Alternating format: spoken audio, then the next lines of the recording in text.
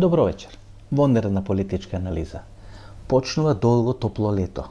Или што би рекол Петар Гошев, вообичаено топло лето, или како објаснуваше она средба со југословенските генерали или генералите на поранешна ЈНА, тамо некаде крајот на 80-тите, почетокот на 90-тите години, кога Петар Гошев е прв човек на македонските комунисти и кога размислува дали Македонија да остане во Југославија, во некоја скратена Југославија, која да биде нината на Република Македонија, односно на Социјалистичка Република Македонија. Некаде јуни-јули месец е висока делегација на тогашната Југословенска народна армија доаѓа во Република Македонија, има средби со Петар Гошев во поранешниот дом на Југословенската народна армија, сега дом на Арама, и Гошев во тоа своја интервју или во некој интервју кој ги дава за емисијата во Центар, тоа го објаснува, беше мирно, топло лето, ние седнавме и тој бил категоричен, или категорично кажа дека Македонија нема да остане во никаква скратена Југославија. Така што почнува еден период на долго топло лето, кое трае или ќе трае тамо некаде до септември, кога многу малку работи ќе се случуваат во Република Македонија, плюс 30 и нешто дена светско првенство, евентуално некакви изблицоси или одредени искричења би можеле околу 2 август, бидејќи околу 2 август секој има одреден капацитетност на политичките процеси во Република Македонија, по 8 септември и така натаму и така натаму. Всушност, ако седнеме рационално да анализираме, и ако има редовни избори, да речеме мај 2028 година, ние ќе имаме последна техничка влада или прженска влада некаде крајот на јануари 2028 година. Буџетот ќе почне да се прави, буџетот за 2028 година некаде ноември, декември 2027 година, што ќе рече дека Христијан Мицкоски има ефективна власт и ефективно владење уште 15-16 месеци. И ако тука ставиме нови години, ако ставиме Божик, Великден, одредени други неработни периоди, плюс буџет, нели, за ова година, ребаланс на буџет, така натаму и така натаму, звездените или пикот на звездените моменти во наводници на Христијан Мицкоски е на издишување, на завршување. Има уште една година и неколку месеци, што се вели тој прв печаток или таа прва шанса за прв печаток е потрошена, и мислам дека сега Мицкоски и самиот знае дека вози на бандаж, вози 200 на саат, и тоа знаете ризик, мора да вози 200 на саат, бидејќи структурите кои се незадоволни и внатре во ВМРО ДПМН и надвор околу ВМРО ДПМН или во дел на македонското опозицијско јавно мислење, олигархи и така натаму, од ден на ден се зголемуваат, не може да застане, бидејќи ако застане, ќе го стигнат, ќе го престигнат и ќе го прегазат, и мора без разлика што вози на бандаж да вози 200 на сат. Тоа е толку хазардно и толку ризично кога ви возите 200 на сат сте на бандаж, што ќе рече дека во еден момент целата таа каросерија ќе се распадне како кула од карти. Тоа е како да ставите мотор на Мерцедес во каросерија на Фичо, и тоа може да функционира еден извесен временски период, меѓутоа на крај тоа завршува со еден политички, финансиски, економски, буџетски, така натаму карамбол. За почеток, Никола Груевски демантираше дека бил во Охрид, дека од Охрид, од хотелот на Александар Маленко, ја напуштал Република Македонија во Пасат некаде 2 часот и 30 минути после полнок и заминал во непознат правец. Или како вели Никола Груевски, тој нема обичај или не сака да демантира, меѓутоа сега мора да демантира. Гледате, зарем мислите дека јас немаше да го снимам Маленко? Пиевме кафе во кубанскиот ресторан некаде пред една недела. 2, 3, 4 години, мислам дека некаде после короната првата средба со него на оваа тема. Тој раскажува таа епизода како Никола Груевски со семејството, со сопругата, со двете ќерки престојувал во неговиот хотел, или како што пишува Груевски во хотелот на неговата поранешна сопруга. Јас никош не сум снимал интервју со Александар Маленко. Зошто? Бидејќи сум тетал дека тоа веројатно не одговара баш на вистината, или малку повеќе не одговара на вистината, и не би сакал целиот кредибилитет да го ставам на коцка, за да можам да имам некоја емисија која ќе има 100-150, овде гледам нема ни 20 или дека сниеме ова воднерна политичка анализа. Што сакам да кажам? Ке ги уништи поривот да бидат Васко Ефтов. Васко Ефтов не се станува со тоа што вие ќе правите интервјуа кои мислите дека се слични на интервјуата на Васко Ефтов. Или отварате теми кои мислите дека се слични на темите кои го отвара Васко Ефтов. Тоа бара и знаење, и проценка на моментумот и на тајмингот кога тоа треба да биде пласирано, па сугестивност, па веродостојност, така натаму, тоа е виша математика за да можам подетално да им го објаснам. Ако не научиле после 10, 15, 30 години новинарска кариера, нема да научат ни сега од овие 2 или 3 минути бесплатни лекции кои им ги давам. И што сега?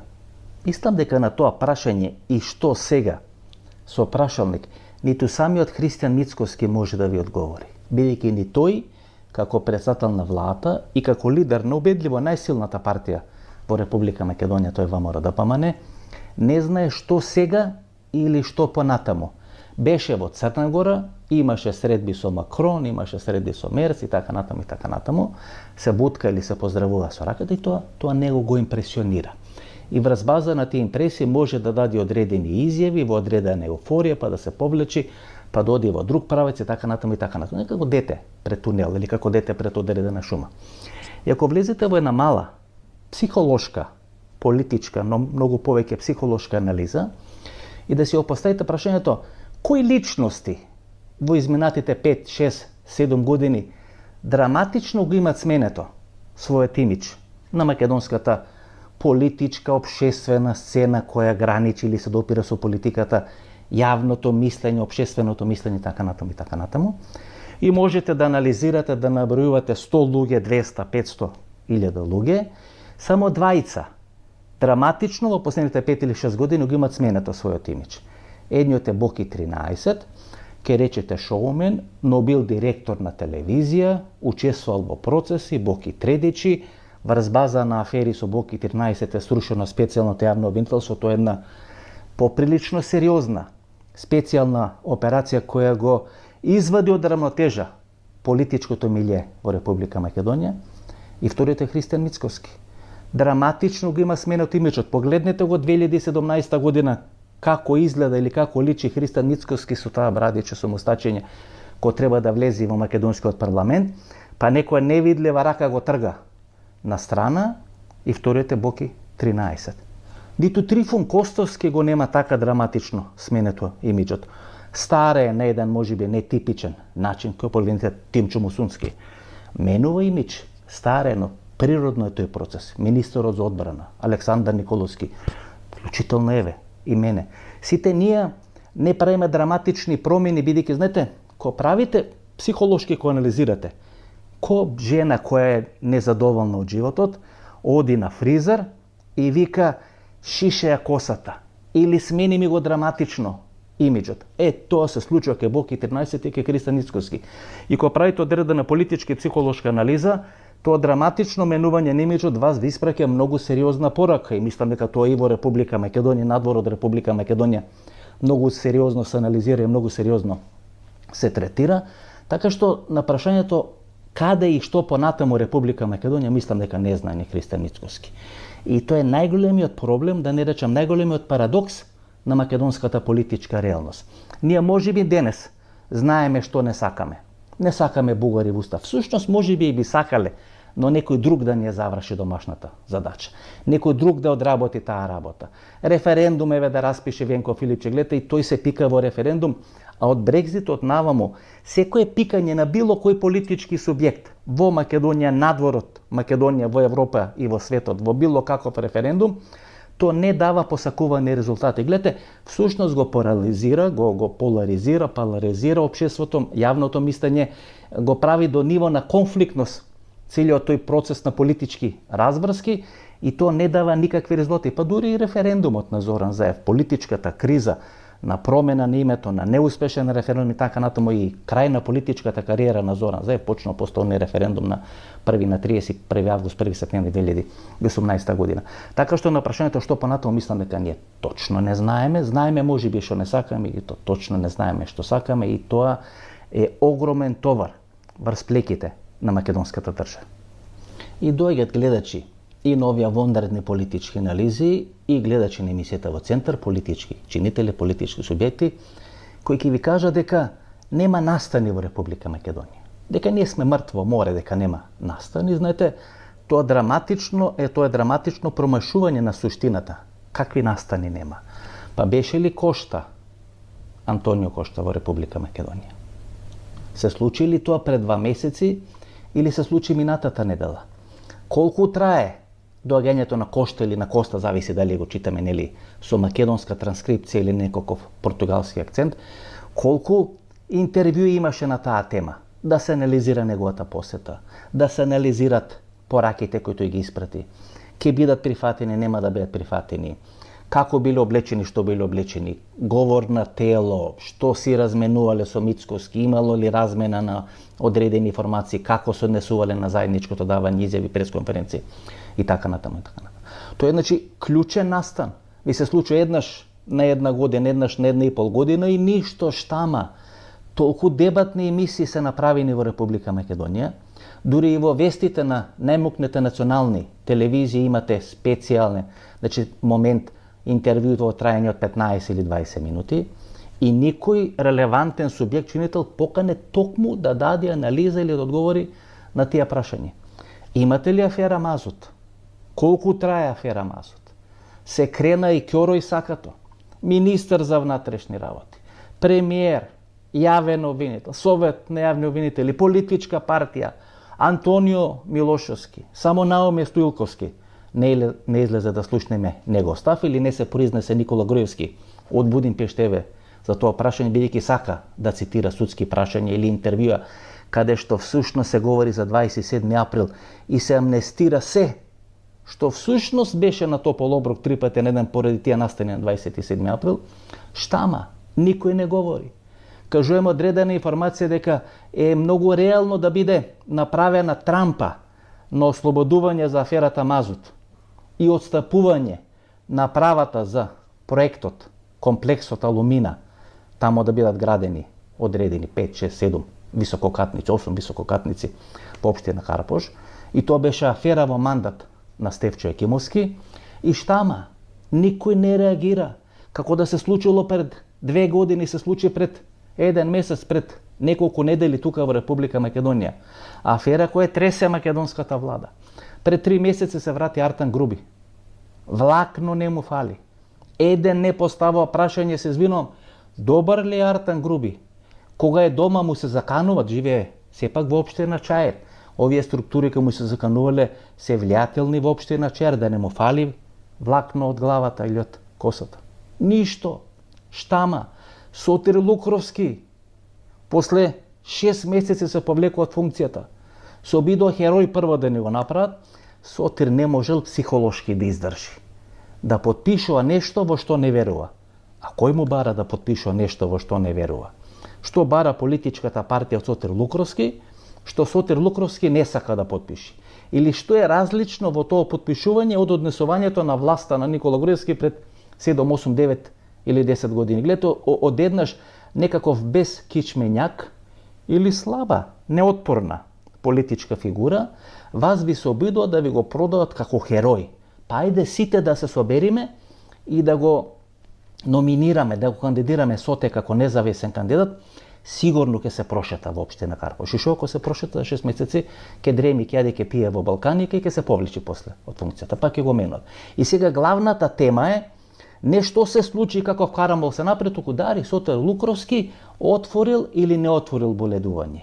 Дали комисијата за работни односи му го продолжила или не му го продолжила боледувањето, и всушност сака да ве напикат во одредени процедурални рамки, каде што вие бавејќи се со несуштински процедурални прашања, да не можете да видите крупната слика. Дури мислам дека Стефче Јакимовски денес е добиена пресуда за топол оброк во трајање од 1 година, топол оброк 3 пати на ден, токму бидејќи го критикуваше Сотир Лукровски. Гледате, тоа е суштината на сите тие процеси. Па има информација дека Кафетин коалицијата отвори градежна фирма, што ќе рече се подготвува за одредена градежна во наводници офанзива. Каде би граделе? Сигурно не би граделе во Росоман или не знам во Пробишти, би граделе тука, Скопје, на вода над Ланка, или проектот Алумина како замена за проектот Скопје над Ланка. И повторно нема никакви информации, повторно нема дебата, повторно не се преземат информации, повторно јавното мислење не станува да реагира на тоа што се случува. Ево такво новинарство се инвестира во Република Македонија. Тоа почнува да го прави Никола Груевски, да инвестира во такво новинарство, и така поделената македонска јавност, уште од времето на Тодор Александров, Ванчо Михалов, тие конфликти, тоа е едно поделено општество. Нешто слично имаше и Грција, граѓанска војна, леви против десни, така натаму. Србија, гледате, не може да се ослободи од партизани, четници. Хрватска не може усташи и партизани, така натаму. Нешто слично се случува во Република Македонија. Никола Груевски тоа драматично го издигна. На ниво на еден општествен конфликт, плюс му го стави Александар Македонски. И кој имате прво инвестирање во тој длабок конфликт кој го дели македонското општество, и второ инвестирање во вакви медиуми инвестира и ВМРО ДПМН, СДСМ не беше капацитетно или не сакаше во мандат на Роберт Поповски ништо да смени, освен овој главен уредник и директор на национална телевизија, кога натера пред гледачите во директен пренос да му се извинува за тоа што има направено таа телевизија, инвестирајќи во такво новинарство. Ние всушност ги направивме новинарите, а тие тоа го прифатија доброволно, да се соучесници во ова разнебитување на Република Македонија, кој здружено СДСМ, ВМРО, а богами и ДУИ го прават 35 години. И неколку месеци наназад, нели вие подгревам онаа теза дека СДСМ помалку станува ВМРО, а ВМРО преку Мицкоски помалку станува СДСМ, и дека во една точка како одат тие процеси ќе дојде едно страснување на СДСМ и на ВМРО. ВМРО се повеќе ќе личи на СДСМ, СДСМ се повеќе ќе личи на ВМРО ДПМН, и нема да има субстанца, нема да има суштина ако СДСМ нели доаѓаше на власт да реши меѓународни проблеми, да реши меѓународна политика, изолација на Македонија, така натаму. ВМРО доаѓаше на власт да реши одредени комунални проблеми, комунални прашања, ефикасност на функционирање, владење, ставање во наводници албанците тамо каде што име местото. Ние полека доаѓаме ниту СДСМ да си ја врши својата улога, каква меѓународна политика водел СДСМ во време на Димитар Ковачевски. Па Димитар Ковачевски не може да се грижи самиот за себе, камоли да се грижи за СДСМ и камоли да се грижи за владата на Република Македонија, и каква комунална политика или односи со албанците спроведе во овие 2 години влада на Христијан Мицкоски, или во изминатите 5 години од кога победува на локалните избори 2021 година било која власт на локална ниво на ВМРО ДПМН. Меѓутоа јас ниту подразно не предпоставував дека символ на тоа страснување ќе биде Пеџа Арсовски или популарниот Пеџа Минхаузер.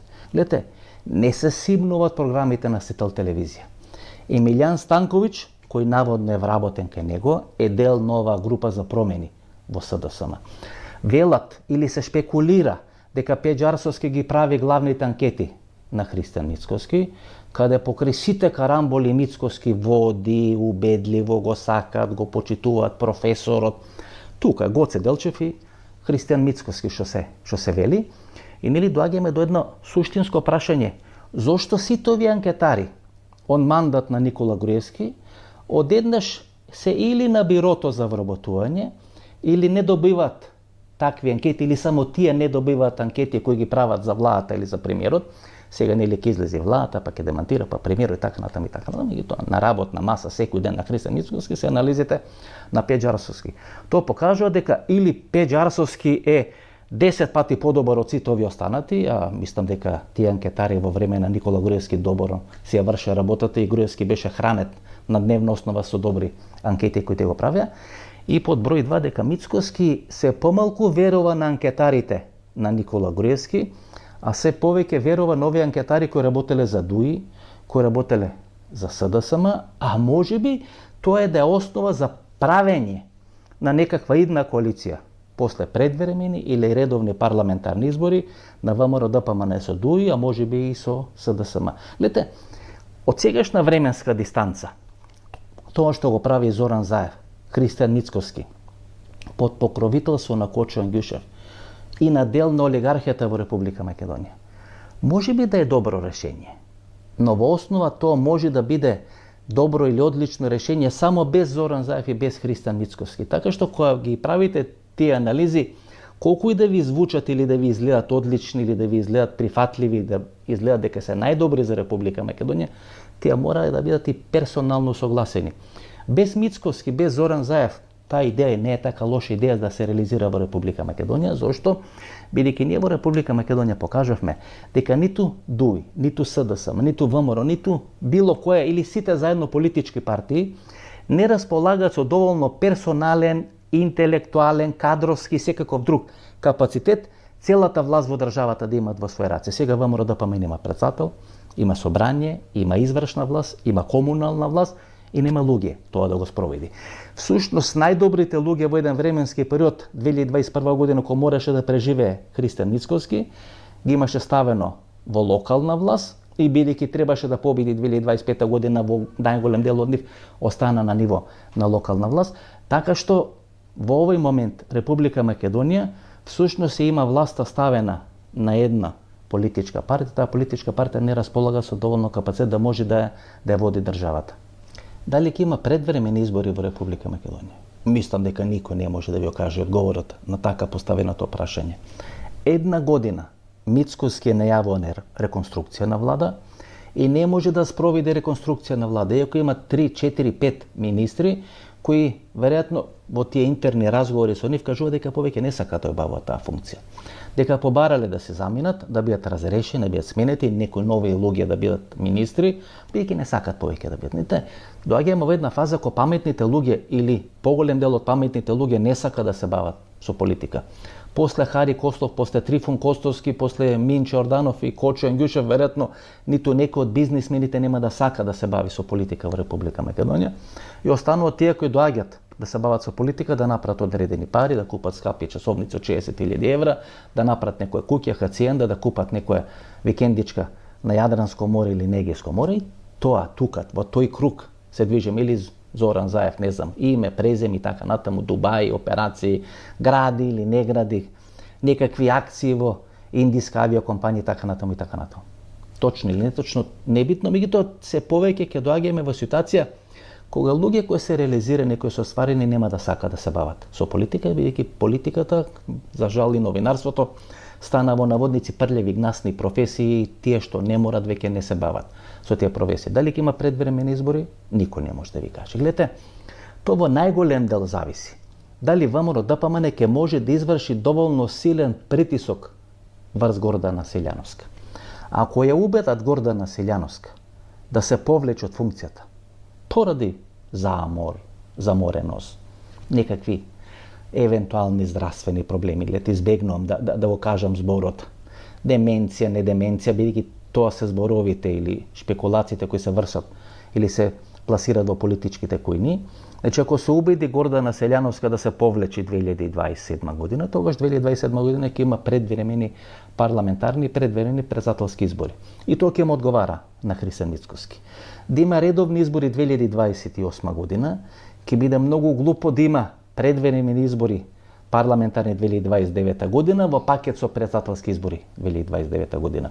А Мицкоски всушност сака да ја продолжи траекторијата на Бранко Цренковски, да биде лидер на партија, па да биде премиер и да заврши политичка кариера со еден или два мандати како председател на државата. Така што на прашањето дали ќе има предвремени избори, прво не зна да ви одговори ВМРО ДПМН, а тоа создава уште поголем хаос во редовите на македонската опозиција. Ако таму имате некоја група во најава, група за промени, Игор Ивановски Шема, Емилијан Станковиќ, Гордан Ѓоргиев, Андреј Петров и така натаму, па некои се доближуваат или се отклонуваат од нив, и тие ги промашија сите можни датуми, вклучително пораст на локални избори, па конгрес во јануари, па програмски конгрес сега, и така натаму, и така натаму. И сега најавуваат некаква трибина за 10, 15, 20 дена векот на светското првенство во фудбал, што ќе се случи кога има избори 2027 година. Па СДСМ ќе има добар или лош резултат, еве да претпоставиме дека СДСМ и Венко Филипче би имале лош резултат и да се случат во првата или во втората половина на 2027 година изборите, тогаш разврските во СДСМ би се пролонгирале до крајот на 2027 или почетокот на 2028 година. Ако има редовни избори 2028 година, тогаш разврските биле 2028 или 2029 година. Што сам да кажам, доека чека ова група за промени да се освести Заев и да речи не е добар Венко, сега ќе му даеме шанса на Игор Ивановски Шема, гледате, нема разлика помеѓу Стојан Пендаровски и Игор Ивановски Шема. И едниот и другиот чека некој друг да им ја заврши цела кариера, некој друг да им ја заврши работата, да го подготви теренот и со кран како Мицкоски на конгресот во Валандово или како Димитар Ковачевски 2021 година да ги со кран симнат на Бихачка на чело на СДСМ. Во такви услови, кој ви гарантира дека нема Радмила Шекеринска, бидејќи истекува мандатот за 3 години, мислам дека истекува мандатот од периодот кога избран. Мислам дека е избран на 3 години, имаше информации дека е на 4, мене се ми се чини дека е на 3 години, меѓутоа еве да земе за 3 или 4 години, дека 2028 година нема Радмила Шекеринска вас да ви се меша во политичките разврски во Република Македонија. Така што имате една драматична неизвестност во делот на власта, кога не може реконструкција да направи, кога не може кадри да најде да ги замени старите кадри, има ветување кон Блен или кон Вреди Кристан Мицковски, мислам дека ќе се го испочитува тоа ветување, бидејќи ако на нешто инсистира, тогаш е дека зборот не го прекршува, ако има дадено збор на Изет Меджити на таа коалиција Влен или Вреди, тој ќе се обиде да го испочитува тоа до крај, тоа ќе значи паралелен слалом на двете структури. Едните терат бизнис во нивните средини, вторите терат бизнис во нивните средини, тоа ќе трае така до крајот на мандатот и плюс поголема неизвестност во редовите на СДСМ, дали сега, дали 2027 година, кој со кого, што со Стео Пендаровски, што со Оливер Спасовски, каде е Бранко Царенковски, членството им се рони, полека се сведуваат на БСП, партијата или бугарските социјалисти, кога се постари членови на СДСМ, доаѓаат на тие трибини, на тие настапи, на промоција на програмата на партијата, младите не се ни во СДСМ, бога ми веќе не се ни во ВМРО-ДПМН. Слушам дека Левица има направено некаков проект, 3-4 година во средните училишта да им пристапуваат на младите луѓе, да ги варбуваат, да ги регрутират во нивните партиски, политички програми. Тоа е една интернет генерација која се форматира и функционира на сосем познат начин, така што Република Македонија се движи кон еден огромен знак прашалник и ние всушност немаме возач во автобусот кој на тој прашалник ќе знае дали ќе помине на зелено, ќе чека на жолто или ќе направи прекршок, ќе помине на црвено. Ајде се вратиме уште еден сегмент, Стефан Богоев. Ете, многу интересна таа приказна. Стефан Богоев, градоначалник на Карапош, подпредседател на СДСМ, пратеник, председател на млади на СДММ или на СДСМ. Пред 2 години се гледаше како иден кандидат за председател на партијата, не му помогна Бранко Царенковски, не му помогна Зоран Заев, и ако не им помогни БЦ и Зоран Заев, тие немаат капацитет, не се деца кои се фрлени во политичкиот ринг и се научени самите да се борат, некој треба како капки врз шекер, 3 капки на утро, 3 капки на ручек и 3 капки на вечер, нели, за да може да го зајакните имунитетот. Како паѓа Стефан Богоев? Преку телефонот на Цанко Джемо. Кога паѓа Цанко Джемо, тој е нели оној голем политички субјект во Прилеп, кој паѓа поради медицинскиот центар во Прилеп, завршува на топол оброк 3 пати на ден, му го фаќа телефонот, тој им ја дава шифрата, дали им ја дава шифрата да може да горат многу луѓе од СДСМ и на тој начин да се спаси или да им се освети, бидејќи еве, тој да гори, а тие да уживат во привилегиите, да не речем во парите на слобода, го добиват неговиот телефон, го дешифрираат неговиот телефон и све ова што паѓа за 1900 евра, всушност паѓа врз база на телефонот на Цанко Джема. Тоа е амбиентот денес во СДСМ, тоа е амбиентот во ВМРО, бога ми тоа е амбиентот во Република Македонија. Ајде една ексклузивка за крај.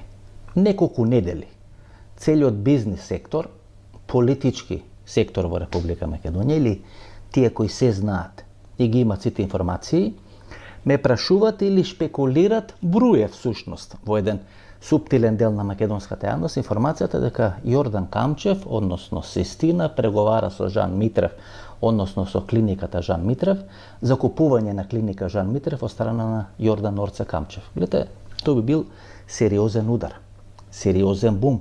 Значи, Систина ја купува Жан Митрев, се спојуваат, тогаш сите пари од фондот за здравство, за операции, за такви одредени трансакции би завршувале на едно место. Сашо Клековски нема да размислува, нема да балансира, нема да дели или да распределува, тоа би завршувала све кај Јордан Камчев. Јас пред 10 дена го побарав Јордан Камчев, го прашав дали Систина размислува да ја купи Жан Митрев, тој тоа го демантираше, вели во наредната 1 или 2 години Систина сите средства ќе ги вложи во реинвестирање или во обновување, во реконструкција на проектот или на болницата Систина и дека не размисла за купување на Жан Митрев. Може е точно, може не е точно, може би не е Систина, може би Аџе Баден од Турција, не Аџи Баден од Република Македонија, туку може да Аџи Баден од Турција. Ќе има интерес да ја купат Жан Митрев. Дали тоа ќе се случи или нема да се случи, ќе видиме. Жан Митрев и Јордан Камчев не биле никогаш во добри односи, напротив, биле секогаш, да не речам лоши или да не речам непријателски односи. Може би турците сакат зад грбот на Јордан Камчев да ја купат клиниката на Жан Митрев. Но тоа покажува дека целиот систем, ако оди кон купување, ако не се случи денес, ќе се случи за 1, за 2, за 3, за 5 години, целиот систем во здравството ќе биде сконцентриран во рацете на 2 или на 3 групации. И тоа што почна да се прави во мандат на Никола Тодоров, кога е министер за здравство, а Венко Филипче нели му е еден од главните советници на Никола Тодоров, кога се обидот од игра да го исфрлат Благој Меканџиски или Веледрогерија Зегин, и нели се поделуваат, се носи закон кај што не може едно лице да има и мало продажба и големо продажба и така натаму и така натаму. И всушност се прави еден амбиент. 3 семејства или 3 групации, Кафетин групација или Живко Мухетов, групација Пановски, Радмила Шекеринска, може би деломно Венко Филипче и групација Јордан Камчев, да бидат главните играчи, кои ќе зависи све што се случува во македонското здравство. Гледате, полека Минче Јорданов излага од игра, прашање на време кога може би Жан Митрев ќе излезе од игра, притисокот кој му го праве, бидејќи знаете кога се правеше притисокот кој беше ова на Сторија истражувачка лабораторија на ИРЛ, сите велеа Зоран Заев, тоа го нарачува Венко Филипче, Зоран Заев сака да ја купат клиниката Жан Митрев, и обично кога се пушти еден таков заек и вие треба да трчате по тој заек, тој што сака да ја купи на сосема друга адреса, тој ја пуштил информацијата или полуинформацијата или шпекулацијата и вие трчате по таа информација, а суштината или разврската се случува на друго место или оди во некој сосема друг правец, така што 3 семејства, Пановски, Камчеви и Мухетов, односно Мухетови, Кафетин или овие 2 други групации, ќе бидат главни во македонското здравство. Тие ќе одлучуваат до каде и колку странци ќе може да влезат во Република Македонија. Така што таа информација која сега ви ја пласирам, или тој демант на Јордан Камчев дека тој не размислува да ја купи клиника Жан Митрев, вие земете со одредена мала резерва. Не знаеме што ќе се случи, не знаеме што се тркала зад брдото, нешто се случува, нешто ферментира. Гледате, еден случај со Жан Митрев, втор случај со Жан Митрев, па тој влегол во одредени политички пресметки, човек кој нема притисок или кој не чувствува притисок или врз кој не вршат притисок, не би влегол непотребно во одредени интервјуа на одредени телевизии, политички пресметки, притисоци, така натаму и така натаму. Нешто се случува. Ајде ова нека биде некоја каписла, па нека биде може Јордан Камчев ќе прифати некој интервју за емисијата во Центар, па тогаш ќе ги расчистиме сите или ќе добиеме одговори на сите поставени прашања. Ова беше нашата вечерашна анализа, нова дружење недела, одлично интервју 22 часот, нова политичка анализа вторник 20 часот и 30 минути, до недела и до вторник, пријатна вечер Македонија, каде и да си.